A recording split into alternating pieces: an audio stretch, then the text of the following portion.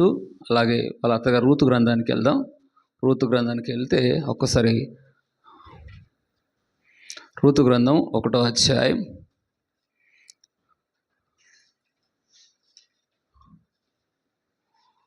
ప్రార్థన చేసుకుందాం.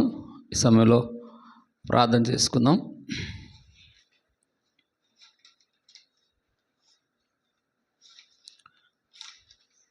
అని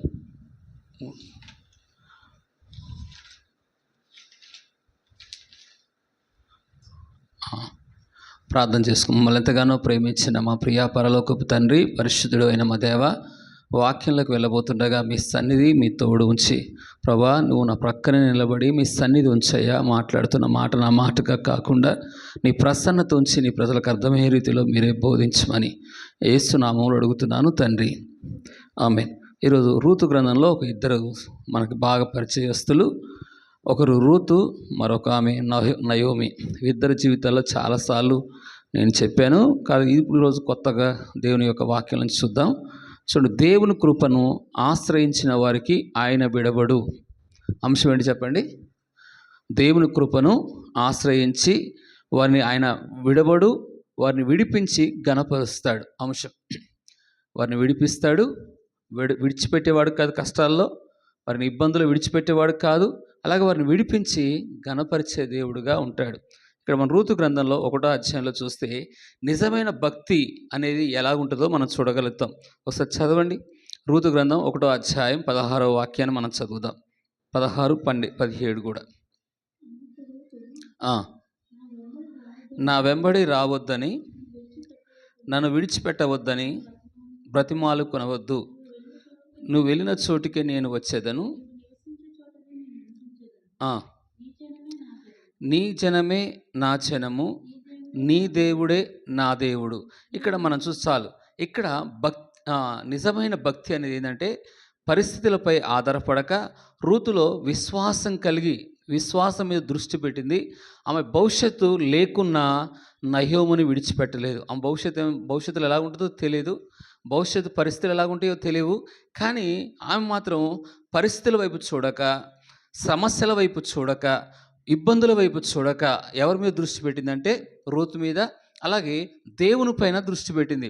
భక్తి కలిగిన వారిని ఎవరిని అంటాము అంటే, మా పరిస్థితులు మంచిగా ఉన్నప్పుడు ఎవరైనా భక్తి చేస్తారు. క్లిష్ట పరిస్థితుల్లో మనం ఎలా నిలబడలేము, కొన్ని సమస్యల్లో కొన్ని పరిస్థితుల్లో మనం నిలవలేనప్పుడు ఆ పరిస్థితుల్లో నిజమైన భక్తి ఎప్పుడు బయటపడిందంటే పరిస్థితులు నీకు వ్యతిరేకంగా ఉన్నప్పుడు, పరిస్థితులు నీకు విరోధంగా ఉన్నప్పుడు, పరిస్థితులు నువ్వు అనుకున్నట్టుగా జరగట్లేవు, అప్పుడు నీకు ప్రతికూలంగా ఉండలేవు, అన్ని ప్రతికూలమే, అనుకూలం ఒక్కటి కూడా జరగట్లేదు. అలాంటి సమయంలో భక్తి అనేది బయటపడిద్ది. ఇవాళ భక్తి ఎప్పుడు బయటకు వచ్చిందంటే రూతుది పరిస్థితులపై ఆధారపడతలేదు. తన రూతు విశ్వాసం ఏంటిదంటే తన భవిష్యత్తు విశ్వాసము కలిగిన దృష్టి ఆమెకు భవిష్యత్తు లేకున్నా నయోముని వెంబడించింది. రెండవది, కష్ట పరిస్థితుల్లో కూడా భక్తి మారదు. కష్ట పరిస్థితుల్లో కూడా ఏం మారదు చెప్పండి? కష్టాలున్నా, ఇబ్బందులున్నా, తినడానికి ఆహారం లేని పరిస్థితులున్నా, ఒంటరి పరిస్థితులున్నా, భవిష్యత్తు ఎలా ఉంటుందో తెలియకపోయినా భక్తి సమస్యలు వచ్చినప్పుడు మారదు. కొంతమంది భక్తి మారిద్ది, శ్రమల్లో మారుతారు, పరిస్థితుల్లో మారుతారు, ఇబ్బందుల్లో మారుతారు. దేవుడు ఎందుకు ఇంత కష్టాలు పెట్టాడు, దేవుడు ఎందుకు ఇంత ఇబ్బందులు పెట్టాడు, ఎందుకు ఈ ఇరుకు మార్గంలో నడిపిస్తున్నాడని కష్టాలు వచ్చినప్పుడు భక్తి మారిద్ది, మనుషులు మారుతారు, దేవుని మీద సనగడం మొదలు పెడతారు. ఇశ్రాయేలు చూడండి, ఎన్నోసార్లు కష్టాలు వచ్చినప్పుడల్లా వారు దేవుని మీదనే సనుగుతూ ఉండేవారు, దేవునికి విరోధంగానే మాట్లాడుతుండేవారు, సేవకులకు కూడా విరోధంగానే మాట్లాడుతుండేవారు సమాజం. అయినా నయోమిలో చూసినా, అలాగే రూతులో మనం చాలా ప్రత్యేకంగా చూస్తే ఆమె భక్తి మారలేదు. ఆమె విజయము ఎవరిపైన పెట్టిందంటే ఒక దేవుని పైన పెట్టింది. ఆమెకు విజయం ఎవరి మీద పెట్టింది చెప్పండి? ఆమె విజయం కానీ, ఆమె విశ్వాసం కానీ, ఆమె భక్తి కానీ ఎవరి మీద పెట్టిందంటే మనుషులపై పెడతలేదు. ఎవరి మీద పెడుతుంది? ఆమెకి ఆ విజయం రావడానికి, భవిష్యత్తులో ఆమెకు విజయం కారణం ఏమిటంటే ఆమె భక్తి దేవునిపై మనసు పెడుతుంది, దేవునిపై దృష్టి పెడుతుంది, దేవునిపైన తన ఆలోచన అంతా కూడా పెట్టి ప్రయాణం చేస్తూ ఉంది. ఇక్కడ చూడండి, విజయానికి కారణం ఏంటిదంటే విశ్వాసము అంటే పరిస్థితులను అధిగమించడమే గమ్యాన్ని పట్టుకోవడం అన్నమాట. ఏంటి చెప్పండి? విశ్వాసము పరిస్థితుల వైపు చూడకుండా అధిగమించి, కొన్నిసార్లు మనం అధిగమించలేం, పరిస్థితుల్లో అధిగమించలేం, ఇబ్బందులు అధిగమించడానికి కొన్నిసార్లు వెంటనే సమస్య పరిష్కారం కావు. కొన్నిసార్లు దేవుడు ఆలస్యం చేస్తాడు, కొన్ని రోజులు ఉంచుతాడు, కొన్ని దినాలు ఉంచుతాడు, కొన్ని నెలలు కూడా ఉంచవచ్చు కొన్ని పరిస్థితులు మనని. అలాంటి పరిస్థితుల్లో కూడా పరిస్థితుల వైపు చూడకుండా గమ్యం వైపు ఎవరి మీద మనసు పెడుతుందంటే, ఆమె విజయం ఎక్కడ దొరికిందంటే, ఆలస్యమైన లేట్ అయినా నా దేవుడు నన్ను పట్టించుకుంటాడనే, నన్ను విడవడు అనే విశ్వాసంతో ఆమె బయలుదేరుతుంది. ఎక్కడికి? మోయాబు నుండి.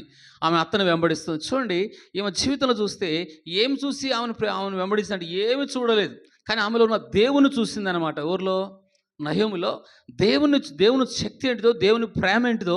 అత్తగారు ఇలాగుంటారు. ఈ రోజుల్లో ఎక్కడికి పోయినా కొందరు అత్తగారులు ఎలాగుంటారంటే, అత్త కోడళ్ళకి అస్సలకే పడదు. నేను నాదురుగులు పోతున్నప్పుడు అక్కడ అత్త కోడళ్ళ సంగతి ఎంతో ఇబ్బందిగా ఉండేది నాకు. అక్కడ మా అత్త వస్తే నేను రాననేది, మా అత్త వస్తే నేను రాను, కోడలు అనేది మా అత్త వస్తే నేను రానేది, వాళ్ళ అత్త మాత్రం వచ్చేది. ఇలాగా కొన్ని స్థలాల్లో నేను వెళ్తున్న పరిస్థితిలో అత్త కోడల మధ్యలో ఎంతో ఇబ్బందులు కలిగాయి నాకు. కాబట్టి ఒకరు వస్తే ఒకరు రారు, ఒకరంటే ఒకరికి ఇష్టం ఉండదు, ఒకరంటే గొడవలు.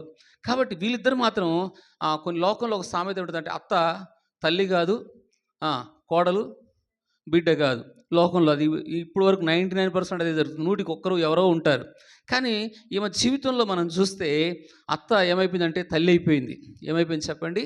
తల్లి అయిపోయింది. దాని భక్తి విశ్వాసాన్ని చూసి ఆమె ఓర్పు లేకుండా వెళ్ళిపోయింది. కానీ ఈమె సమస్యల మధ్యలో కూడా, ఇబ్బందుల మధ్యలో కూడా, క్లిష్ట పరిస్థితుల్లో కూడా, కష్టకాలంలో కూడా ఏం చూస్తుంది చెప్పన్నా? ఎవరిని వెంబడిస్తుంది? వారి అత్తగారిని వెంబడిస్తుంది. అలాగా మన కష్టాల్లో కూడా మన విశ్వాసం, మన భక్తి, మన విజయం ఎక్కడ దాగి ఉంటుందంటే, కష్టాల్లో కూడా. ఒక వాక్యాన్ని మీకు చూపిస్తుంది చూడండి. కష్టాల్లో దేవునికి దూరం అయిపోతారు. మత్తయి సువార్త 13వ అధ్యాయం. కష్టాలు వచ్చినప్పుడు ప్రభుకు దూరం అయ్యే అవకాశాలు ఎంతో ఎక్కువగా ఉంటాయి. చూద్దాం. మత్తయి సువార్త 13వ అధ్యాయం, ఒక వాక్యం 13 ఒకసారి రండి. 19వ వచనం. 19వ వచనం, మత్తయి సువార్త 13వ అధ్యాయం 19వ వచనం. ఎవడైనా రాజ్యముల గురించి వాక్యం విని గ్రహింపక ఉండగా దుష్టుడు వచ్చి వాని హృదయంలో విత్తబడిన దాన్ని ఎత్తుకుపోవును. ప్రక్కన పడినవాడు వీడే. ఇంకో రెండో మాట కూడా చూపిస్తాడు. రాతి నెల విత్తబడిన వాడు వాక్యం విని వెంటనే సంతోషముతో తను అంగీకరించేవాడు. అయితే అతనిలో వేరు లేనందున అతను కొంతకాలం నిలుచును, కానీ వాక్యం నిమిత్తం శ్రమైనా హింసైనా ఏం చెప్పండి కలగగానే అభ్యంతరపడును. శ్రమ వచ్చంగానే భక్తి ఏంటో తెలుస్తుంది. నువ్వెంత భక్తి ఉన్నావో, నీలో భక్తి ఉందా లేదా, నీలో విశ్వాసం ఉందా లేదా, నీ భక్తిని పరీక్షించేది ఎక్కడంటే శ్రమల మధ్యలో. శ్రమ రాగానే దేవుని కొరకు కొన్ని రోజులు నిందలు వస్తాయి, శ్రమలు వస్తాయి, ఇబ్బందులు వస్తాయి, కష్టాలు వస్తాయి, ఆపదలు కూడా ఎదుర్కొంటావు, కొన్నిసార్లు ఒంటరి పరిస్థితులు కూడా ఎదుర్కొంటావు. అయినా ఇక్కడ చూడండి, శ్రమ రాగానే అంతకుముందు సంతోషంగా అంగీకరించాడు, వాక్యాన్ని అంగీకరించింది. కానీ కాస్త దేవుని కొరకు శ్రమ వచ్చంగానే, కష్టాలు వచ్చంగానే ప్రభువును వదిలేసిన వారు వీళ్ళు. కాబట్టి ఈ రూతులో మనం నేర్చుకోవాల్సిందంటే, పరిస్థితుల వైపు ఆధారపడకుండా విశ్వాసముతో దేవుని పైన దృష్టి పెడింది. కాబట్టి ఆమెతో గొప్ప విజయానికి ఆమె అంత గనురాలుగా దేవుడు చేశాడు, గొప్ప మేలు చేశాడు. అందుకే కష్టాలలో కూడా దేవుని వెంబడించేదే నిజమైన భక్తి. శ్రమలు వచ్చినప్పుడు కూడా, ఇరుకులు వచ్చినప్పుడు కూడా, ఇబ్బందులు వచ్చినప్పుడు కూడా, ఆర్థిక పరిస్థితులు వచ్చినప్పుడు కూడా, అలాగే చూస్తే ఎన్నో సమస్యల్లో కొన్నిసార్లు దేవుడు ఇరుకైన కష్టాల మార్గంలో తీసుకొని వెళ్తూ ఉంటాడు. అలాంటి పరిస్థితుల్లో కూడా నీ భక్తి ప్రభు పైన విశ్వాసం పెడితే ఆయనే అద్భుత కార్యంగా చేయగలుగుతాడు. మొదటి మాట. రెండవ మాట మనం చూస్తే, ఈమె శ్రమపడే స్త్రీ. రూతులో మన 2 లక్షణం మనం చూస్తే, ఈమె ఏ పరిస్థితి చెప్పండి? దేవుడు ఎవరిని ఆశీర్వదిస్తాడు అంటే, ఎవరిని దీవిస్తాడు అంటే, ఈమె శ్రమపడి, భర్త లేదు, ఎటు తోయని పరిస్థితి, భర్తను తలుచుకుంటే దుఃఖం వస్తుంది, కన్నీళ్ళు వస్తాయి, ఏడుపు వస్తుంది. అయ్యో, ఒకప్పుడు నా భర్త ఉన్నప్పుడు నాకు అన్నీ చేసి పెట్టాడు, ఈరోజు ఇంత కష్టంలో దేవుడు ఎందుకు నడిపించాడు అనేది విశ్వాసం కూడా కోల్పోయే పరిస్థితులు ఉంటాయి కొందరి జీవితాల్లో. భర్త లేడు, భర్తనే దేవుడు తీసేశాడు. కాబట్టి ఇలాంటి పరిస్థితి దేవుని వెంబడించాలంటే చాలా చాలా క్లిష్టమైన పరిస్థితి. భర్త ఉన్నప్పుడు చేసే జీవితం వేరు, భర్త కోల్పోయాక జీవితము వేరు. నాకు ఒక ఆమె అంటది, ఏమంటుంది అన్న, తాగుబోతుడైనా భర్తే అన్న అన్నది ఒక ఆమె. తాడు ఎలాంటి వాడైనా భర్త భార్యకి ఎంత అండగా ఉంటాడో వాళ్ళు నిజమన్నా, లేకపోతే ఎంత ఘోరంగా లోకం చూస్తుందో మనుషులని అనేది. కానీ ఏమో చూస్తే ఒంటరి పరిస్థితి అయిపోయింది, భర్త లేని జీవితం అయిపోయింది, ఒంటరి అయిపోయింది, విసుగుదల. అలాగే దేవుని కోపం కూడా రావాల్సిన పరిస్థితులు కూడా ఉంటాయి. దేవుని వెంబడించే మనసు ఉండదు. ఇట్లా ఒంటరి అయిపోయినప్పుడు దేవునికి దూరం అయిపోయే అవకాశాలు ఉంటాయి. దేవుడు నాకు ఎందుకు భర్త లేకుండా చేశాడు అనేవాళ్ళు కూడా ఉన్నారు. నేను బాదురుపల్లికి వెళ్తున్నప్పుడు ఒక ఆమె దేవుని నమ్ముకున్నాడు. అప్పుడు మన దగ్గరికి వచ్చినోళ్ళు కాదు. దేవుడిని నమ్ముకున్నాక కొద్ది రోజులకు భర్త చనిపోయాడంట. భర్త చనిపోయాక ఏమైందంటే, దేవుడు నా భర్తనే తీసేసేసాడు. ఇంకెందుకు నేను చర్చికి రావాలనంట ఒక ఆమె. కానీ ఈమెలో చూస్తే మనము శ్రమపడే జీవితం, ఎలాంటి శ్రమపడే భర్త లేకపోయినా ఈమె ధైర్యం చూడండి, పరిశుద్ధత చూడండి. భర్త లేకపోయినా రెండో అధ్యాయం మనం రూతు గ్రంథంలోకి పోతే, రెండో అధ్యాయం 11, 12 వచనాలు చూస్తే ఎవరి రెక్కల కిందకు వచ్చిందో మనం చూద్దాం. చదువుమా. నీ తల్లిదండ్రులను, నీ జన్మభూమిని నీవింతకు ముందు నువ్వు ఎరగని వచ్చితివి. ఆ, ఆ, రెక్కల కిందికి సురక్షితముగా ఉండునట్లు బహుమానం ఇచ్చి.